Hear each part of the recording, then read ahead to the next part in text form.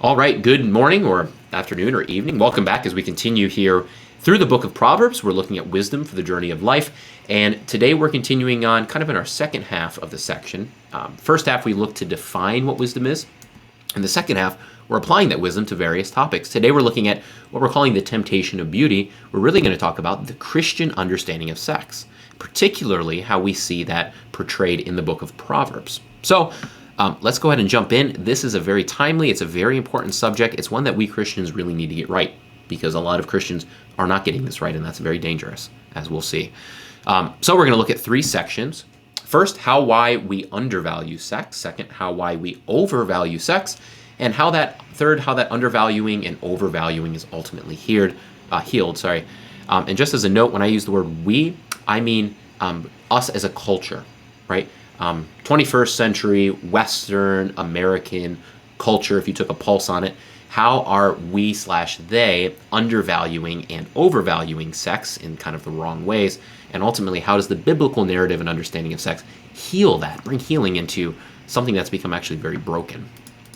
All right, so as we look at this first one, which by the way, we're going to spend the most time here in this first section, how we undervalue sex as a culture.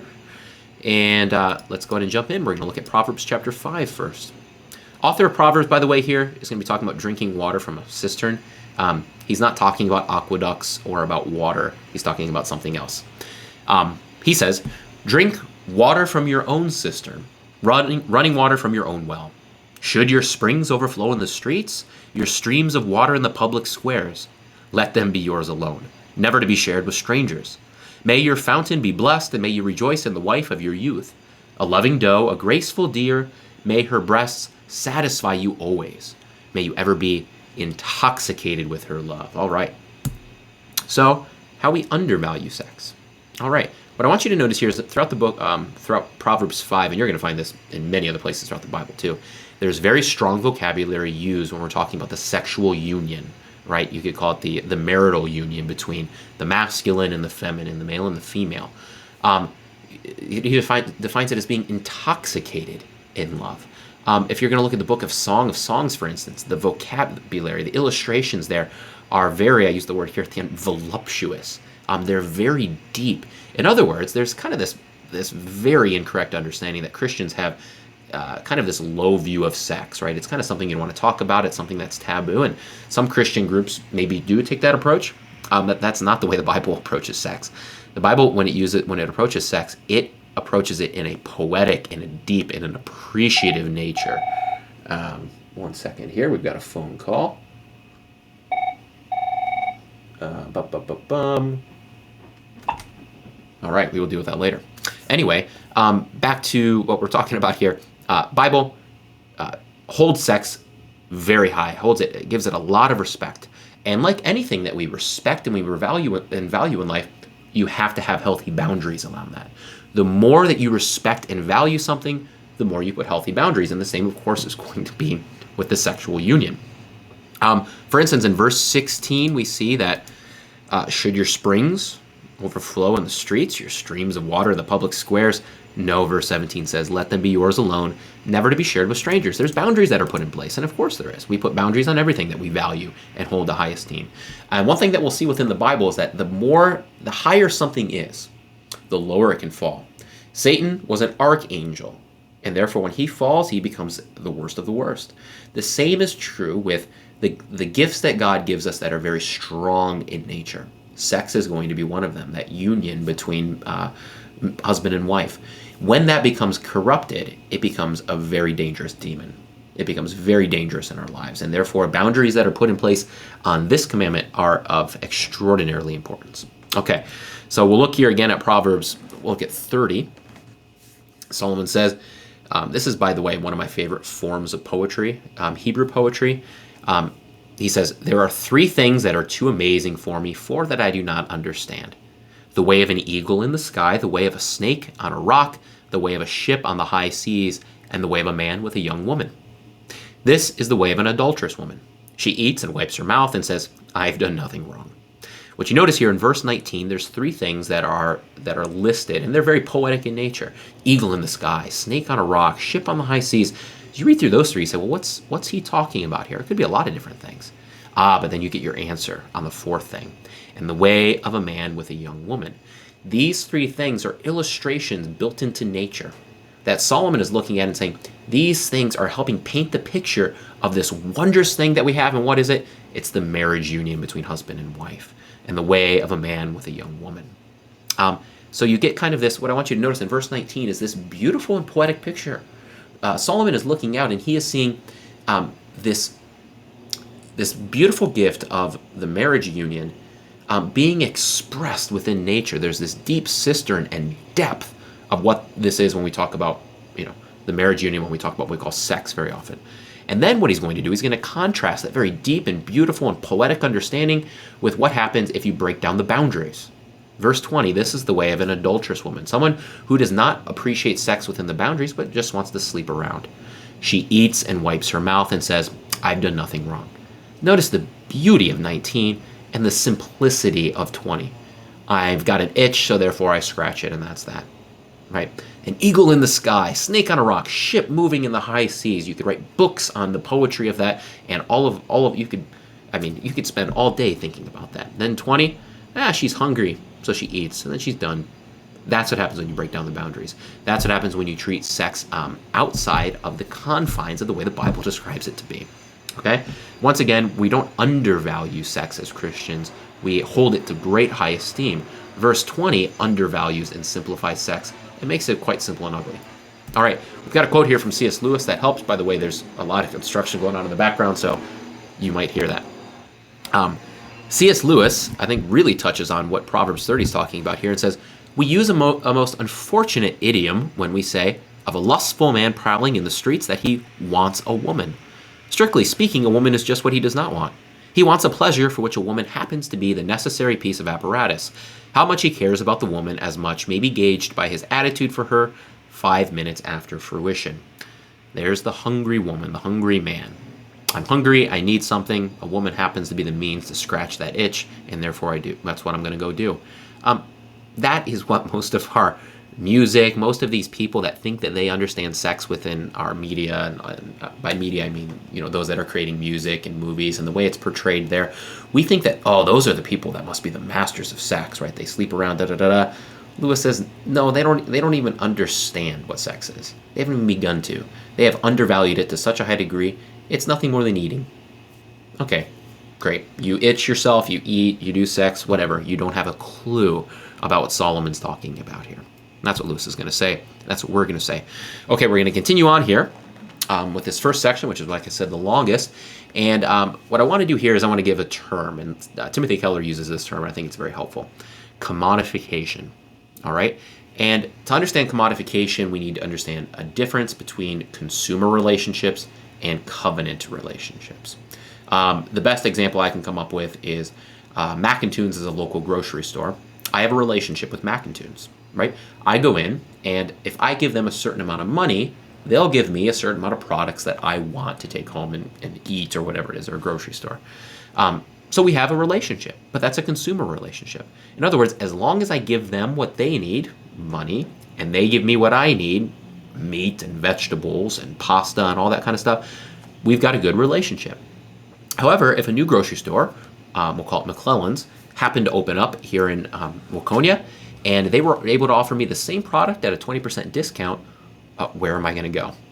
I'm going to go to McClellan's. I'm going to break my relationship with Mac and Tunes because something else has come along that's better. Something else has come along that's better for me, and therefore I'm going to cut my relationship with Mac and Tunes, right? That's fine. That's how that relationship is supposed to work. I do not have what's called a covenant relationship with my grocery store. A covenant relationship means it doesn't matter if something else comes along that quote-unquote looks better. Doesn't matter. I've made an unbreakable promise that I will stick with this thing. We don't make that kind of relationship very often. We don't have that relationship with our grocery stores. We don't have that relationship necessarily with most people, right? Most people that we work with, that we are friends with, it's to some degree a consumer relationship. Now, if they become very close relationships, they might move into a covenant relationship where we say, even if things go really bad in our relationship, we're going to make it work. But really, most relationships are consumer relationships. Dating relationships are consumer relationships, and they should be. I'm glad I didn't make a covenant relationship with my 4th grade girlfriend. right? I was in fourth grade. I probably shouldn't have had a girlfriend anyway in fourth grade. It probably didn't mean much anyway. Let's go to high school. I'm glad I didn't make a covenant relationship with my high school girlfriend, right? We were in a consumer relationship. We were figuring out if this was the kind of relationship that was going to last long term. And we figured out that it didn't. And therefore we cut ties. We went along our way. And that's fine. Eventually, I met my wife. We entered into a covenant relationship. And when did that covenant relationship begin? It began on our marriage day. When I proposed, we made a kind of an agreement to say, we think we want to enter into a covenant relationship on this date. But it wasn't until the marriage day where we said, no matter what, I make this pledge before God, before family, before you, no matter what happens, I am bound to you. Even if, quote unquote, something comes along for a 20% discount, I'm not going elsewhere. I'm only going to have a relationship with you. So the question is, where does the Bible delegate the sexual union, the marital union? He says, the Bible says, only when that act is within the confines of a covenant relationship is it healthy. Why? Well, if it's in a consumer relationship, then all it is marketing. It's one other thing that I use to try to test if somebody else is compatible for me or to prove that I'm compatible to them. Sex is extraordinarily different in a consumer relationship than it is in a covenant relationship. In a covenant relationship, it's a return to the vows you made on your wedding night.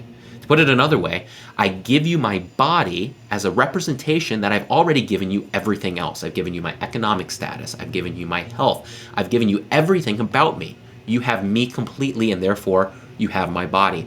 I have no barriers before you, and therefore I will physically be naked in front of you. In a consumer relationship, we have not agreed to give ourselves completely to the other person. You don't have my economic well-being or lack thereof. You're not going to deal with my physical health or lack thereof for the rest of the time. We haven't made those commitments to each other. We might just go our separate ways. And therefore, I'm not naked in front of you as a person, and therefore I'm not supposed to be naked in front of you physically. You can't detach the physical from everything else, which is why the Bible is very clear between one man and one woman, and it's within that covenant relationship. Sex is therefore a return to. It's something that's completely different than sex outside of the confines of marriage. Okay, so we discussed a little bit of the difference there. I'm going to give you a couple quotes here to kind of hit on that. C.S. Lewis, I think, nails this down very well when he says, the monstrosity of sexual intercourse outside of marriage is that those who indulge in it are trying to isolate one kind of union, the sexual, the physical, from all other kinds of union, which were intended to go along with it and make up the total union of marriage. See, there Lewis is touching on there's our bodies, but then there's everything else about us. There's our spiritual, there's our emotional, there's our economic, all of these different parts of us that make us up as a person. We're not just our physical body. And therefore, when we have sex outside of marriage, we're trying to join with somebody else physically without being willing to join with the rest of the things. The marriage union is supposed to be all-inclusive, and therefore sex is supposed to only be within those confines. All right, so now we're going to switch here. That was how we undervalue sex. In other words, when we sleep around, we just undervalue sex. We don't treat it with the high esteem that God created it to be. And whenever we break powerful things that God gives to us, there's consequences. All right, how we undervalue sex. We looked at Proverbs 11:22 here. You can see, on your screen. Like a gold ring in a pig's snout is a beautiful woman who shows no discretion. We won't spend quite as much time here in this apparatus, but here we're speaking of an over-obsession or a worship with physical beauty. This is a critique on, I put here on men, but it goes both ways, right? So the first step is, put it this way. If you listen to most of the music that's put out today, and you look at most of the movies and TV shows and the way that sex is articulated, it's almost always attached to physical beauty, right? Some guy sees this woman and she looks, sexy or whatever it is, and she sees that and he's just overcome by this longing for her, right? And that's usually the confines by what we see kind of that romantic relationship built upon. So that narrative then gets given to young boys, and boys say, okay, I'm supposed to value women by their physical beauty, okay? And Proverbs says, even if you put a gold ring in a pig's snout, a beautiful woman, but who doesn't have discretion, you're still marrying a pig. Okay, that's what Proverbs says. Basically, if that's how you just value women, you're not going to make very wise decisions on women. But also, if all the boys in our culture value women by their physical appearance, what are women in our culture going to value about themselves? They're going to say, I'm valuable because of my physical appearance. And that's what they're going to spend all of their time on. Not cultivating all of the other things in their life. They just want to be seen as beautiful. That's how they're going to build their identity. This is very dangerous in a cyclical nature. You can see at this quote here at the end, the habitual widespread action of men by evaluating women based solely on their looks. It's destructively foolish for them in choosing probably the wrong women. You can see here, causes men to choose wives and women foolishly. But also then it affects how girls identify or think about themselves. This is very dangerous cyclically. Just like you can't separate just the physical from everything else within the sexual union, you shouldn't do that for yourself either. I am what you can see here. I am my physical features. That's part of me. But there is so much more about me. There's so much more about you. And if we only focus on one thing, we end up undermining everything else. Okay, so we got 2 more quotes here, and then we'll finish up with how it's healed. All right. These next 2 quotes, I can't remember who they're from. What I do is I go through, and if I find things that I like, I just kind of store them in a document based on topic. And these ones, I, for whatever reason, didn't put the author. So the first one is, we may give our human loves the unconditional allegiance which we owe only to God. But when those other things, become gods, then they become demons. Then they will destroy us and also destroy themselves. For natural loves that are allowed to become gods do not remain loves. They are still called so, but can become, in fact, complicated forms of hatred. What's this author talking about? He's saying if we make physical beauty, which is a wonderful thing, but we make that the ultimate thing, and we kind of take it out of where it's supposed to be, we make it overly important. When that happens, then we start to worship it rather than God. And whenever we worship something that's not God, those things become demons and they become kind of slave masters for us. And in the end, we end up destroying that thing which was supposed to be beautiful. We put it in its wrong slot and we ended up destroying it in the process. This other one, yeah, let's go ahead. Yeah, we'll read it. This is a really good one. This will kind of bring us slightly in a different direction. People get from the books the idea that if you have married the right person, you can expect to go on being in love forever. The result is that when they find that they are not, they think that this proves they have made a mistake and that they're entitled to change. But let the thrills go, let it die away. Go on through the period of death into the greater but much more profound interest and happiness that follows, and you will find that you are living in a world of new thrills all the time. But if you decide to make thrills your regular diet and try to prolong them artificially, they will all get weaker and weaker and fewer until you will become a bored, disillusioned old person for the rest of your life. Thus, you find so many middle-aged people, men and women, meandering on about their lost youth. All right. What's he talking about here? This might be Timothy Keller, by the way, or if not, I think it was used in his book.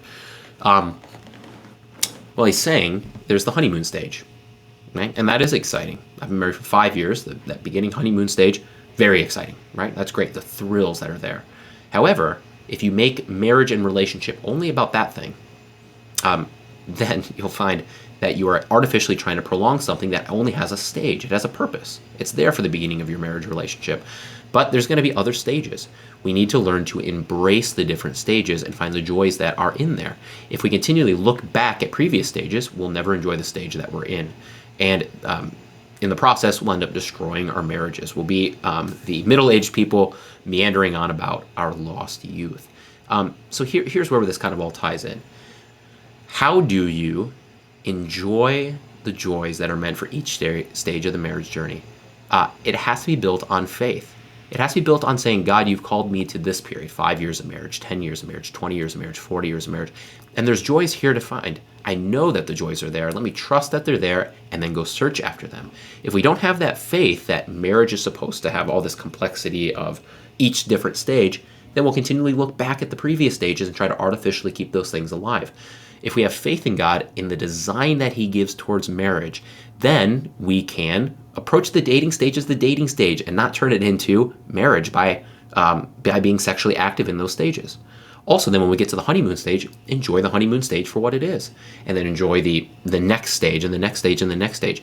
It all takes faith in God that he has designed this thing, and it's got depth and complexity and beauty, and we're only going to understand it if we first trust in the way that he has designed it, stick to the boundaries, and then enjoy the ride.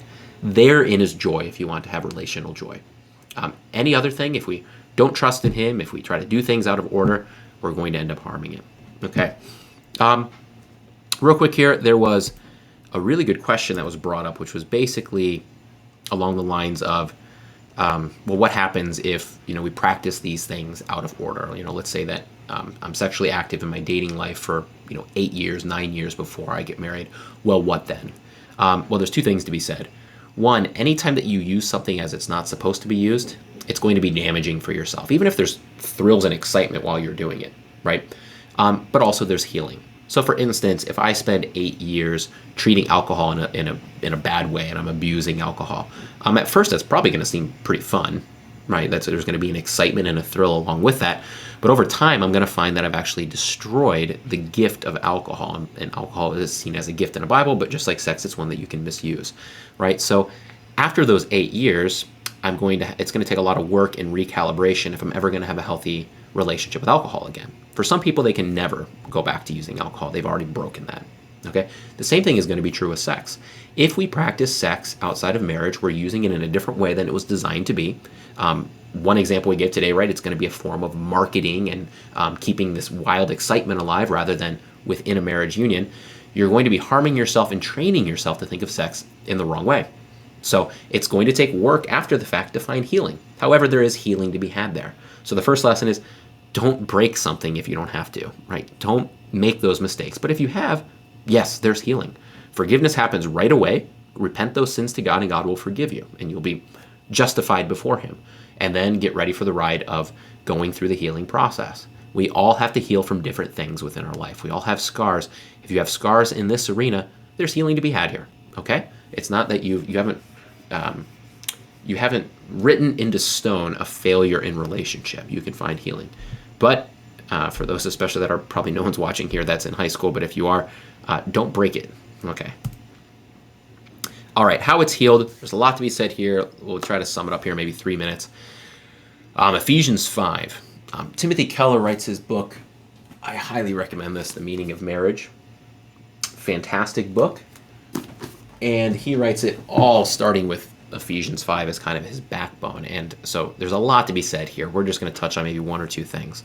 But in Ephesians 5, Paul, this is his favorite kind of our famous talk on marriage, where he says, "Husbands, love your wives as Christ loved the church and gave himself up for her, that he might sanctify her, having cleansed her by the washing of water with the word, so that he might present the church to himself in splendor, without spot or wrinkle or any such thing, that she might be holy and without blemish." And a couple verses later, he goes on and says, he's talking about marriage and the role of man and woman within marriage, and then he just kind of pauses and said, but really what we're talking about is Christ and his church. Okay, so in other words, marriage is a representation, a physical, earthly representation of what our relationship with God is going to be eternally. Here we see kind of the highlight, the pinnacle of what human relationship can be. The masculine and the feminine joined together in that one flesh union, two things that are very, very different. The masculine and the feminine are brought together. We call it a one flesh union. The two become one. This is going to, in some way, show us what our union with God is going to be like. So what does that mean? It means a lot of things.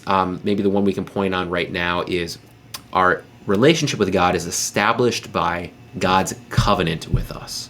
He has made a promise. He has a covenant relationship with us, not a transactional relationship with us. His relationship is not built on how well we perform. And if we fail to perform, he doesn't cut that relationship off. He's made a promise to be our God, and we are his people. Now, we can wander away from him if we want. He's always ready to welcome us back, but he's made a promise. And within that promise is the ability to continually offer grace and forgiveness to us when we mess up. That's necessary for a covenant relationship, right? Because if I mess up and then I'm not welcomed back, well, that was a transactional relationship. It wasn't a covenant relationship. So this reflection is now brought into the marriage union, right? We need to have covenant relationships with our spouses. I will never leave you. I will never forsake you. That's what God says to us. That's what we should say to our spouse. And the only way that marriage is ever going to work is if we first start by having a relationship with God and saying, God, I can repent my sins before you, and you continually have a relationship with me and offer me grace and forgiveness. And then we turn around and we offer those same blessings to our spouse, so that it's a place where we really can be naked in front of the other person. We can show our blemishes, our shortcomings, our struggles, whether they're emotional, economical, whatever it is, we can lay those things before our spouse, in a very safe way, knowing they're not going to run away, but they're going to stay there and they're going to work on things with us. We're going to sharpen each other over the years because we're in that one type of relationship where we say, we're never going to leave each other. So we're going to deal with each other's struggles and issues. We're going to lay each other bare. We're going to engage in the sexual union, remembering the covenant promise that we gave to each other. So that forgiveness needs to be at the forefront. And the only way that that's going to work is if it's built upon a covenant relationship. Not just, hey, let's do a couple of years together and see how that works, right? Let's try it out. That's not going to work. It's got to be built on a covenant promise, which is made on your marriage night. So there we go. That's what we talked about here, the temptation of beauty. There's certainly a lot more to be said. We had some good discussion on Sunday. If you have any questions, feel free to email. There's a lot to be said about this topic. There's a lot of things that we maybe touched on and we weren't able to completely cover. And that's okay. We can't cover everything here in 25 minutes. So thanks for joining us. Take care. God bless.